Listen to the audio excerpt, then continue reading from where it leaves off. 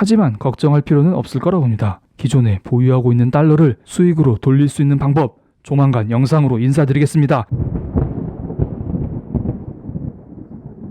구독자 여러분 안녕하세요. 본격적으로 영상 시작하기 전에 구독자 2만 명 감사드립니다. 큰 절 올리고 시작하겠습니다.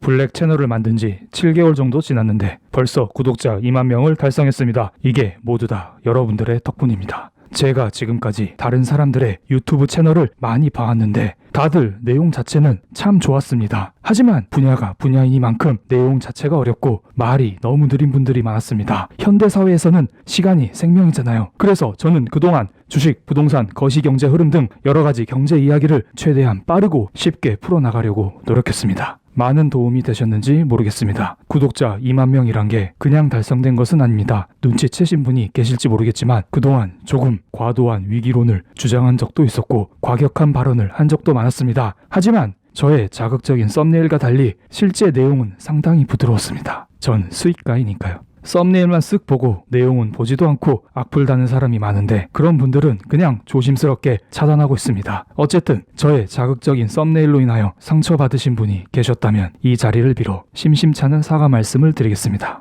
자극적인 썸네일 중 일부가 달러를 사면 안 된다는 거였습니다. 경제 위기가 걱정되면 달러 대신 금을 사라고 말씀드렸습니다. 이 말 역시 자극적이었죠. 제가 뭔데 달러를 팔고 금을 사라 이래라 저래라 합니까? 정확히 말씀드리면 미래는 아무도 모르는 게 맞습니다. 저는 그냥 확률적으로 조금 더 나은 자산을 말씀드렸을 뿐입니다. 분명히 달러도 경우에 따라 좋은 투자처가 될 수 있습니다. 투자의 정석은 달러 몇 프로, 금 몇 프로 사세요. 이게 맞습니다. 그래서 일반적인 전문가들은 달러는 자산의 몇 프로를 들고 가시고 금은 자산의 몇 프로를 들고 가세요. 이런 식으로 말씀을 합니다. 이게 다 본인의 책임을 회피하려고 하는 말일까요? 아닙니다. 미래는 어떻게 될지 모르니 자산은 나눠서 들고 가는 게 맞습니다. 자, 그렇다면 이번 영상에서는 위험자산과 안전자산을 어떤 식으로 투자하면 좋을지 알아보는 시간을 갖겠습니다. 그 전에 위험자산과 안전자산이 뭔지 알아야겠죠. 사전을 찾아보면 무슨 시장 위험, 변동 위험, 채무 불이행 위험 어쩌고 저쩌고 하면서 어려운 말이 나와 있는데요. 편하게 말씀드릴게요. 크게 두 가지 측면에서 말씀드리겠습니다. 첫 번째, 원금 손실 가능성이 있으면 위험자산, 원금 손실 가능성이 거의 없으면 안전자산으로 보시면 됩니다. 즉 위험자산은 하이 리스크, 하이 리턴, 위험하지만 그만큼 기대할 수 있는 수익이 큽니다. 하지만 안전자산은 로우 리스크, 로우 리턴, 안전하지만 그만큼 기대할 수 있는 수익이 적습니다. 두 번째, 가격이 움직이는 방향이 서로 다릅니다. 위험자산이 오르면 안전자산은 대체적으로 떨어지고 반대로 위험자산이 떨어지면 안전자산은 오르는 경향이 있습니다. 그래서 우리는 이 둘을 적절한 비율로 조합하여 리스크를 상쇄시킬 필요가 있는 것입니다. 하지만 두 개의 성격을 모두 지닌 하이브리드 자산도 분명히 존재합니다. 점점 복잡해지죠. 하나씩 차근차근 설명드리겠습니다. 제가 그림을 그려놓고 투자 자산별로 각각 표시를 해보겠습니다. 오른쪽으로 갈수록 위험 자산의 성격을 띠고 왼쪽으로 갈수록 안전 자산의 성격을 띱니다. 저는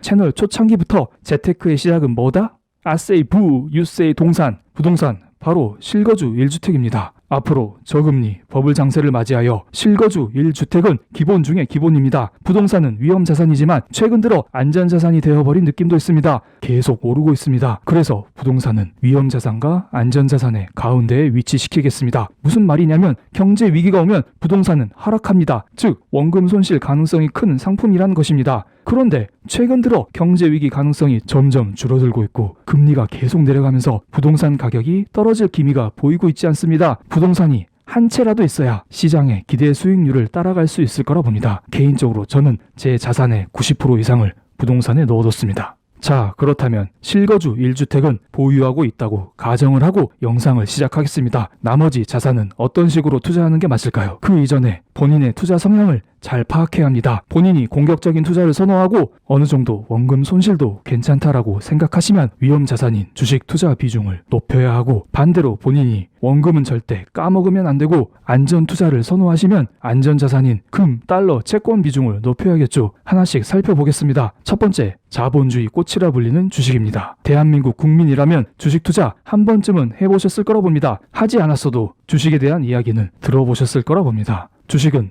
원금 손실 가능성이 매우 높기 때문에 매우 위험이 큰 투자 상품입니다. 그렇기 때문에 실전 투자를 하기 전에 공부를 많이 하고 주식에 뛰어들기 바랍니다. 예전에는 사람들이 한국 주식 투자를 주로 했었다면 요즘에는 미국, 중국, 신흥국 등 여러 나라 주식도 손쉽게 살 수 있는 세상이 됐습니다. 그래서 주식 투자를 크게 미국, 일본, 유럽과 같은 선진국 증시 투자, 한국, 중국, 베트남과 같은 신흥국 증시 투자 두 가지로 나눌 수 있습니다. 최근 들어 미중 무역 합의 소식에 선진국과 신흥국의 주가가 모두 상승 중입니다. 그런데 저는 선진국보다는 신흥국 증시가 앞으로 더 유망할 거라고 여러 차례 말씀을 드려왔습니다. 그래서 포트폴리오를 짤 때 선진국보다는 신흥국 쪽에 비중을 둬서 투자를 하는 게 나아 보입니다. 이 중에서 한국 주식 관련 영상은 올해 7, 8월부터 지속적으로 올려드렸습니다. 이쯤이면 수익 빵빵하게 나셨을 거라 봅니다. 이제 시작입니다. I am still hungry.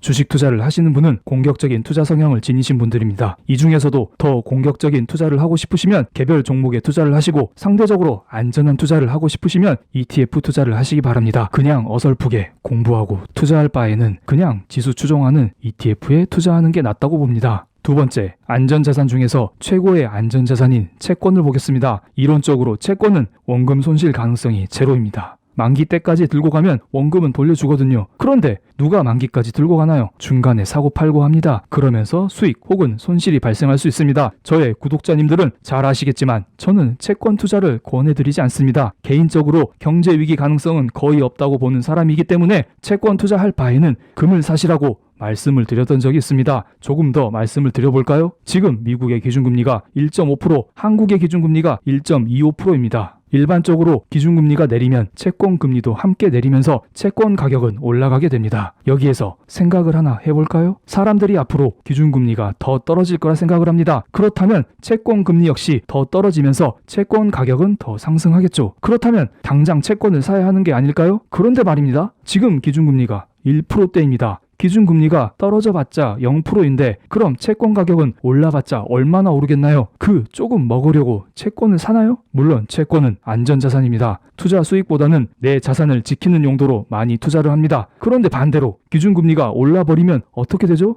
채권 가격은 똥값 되는 것입니다.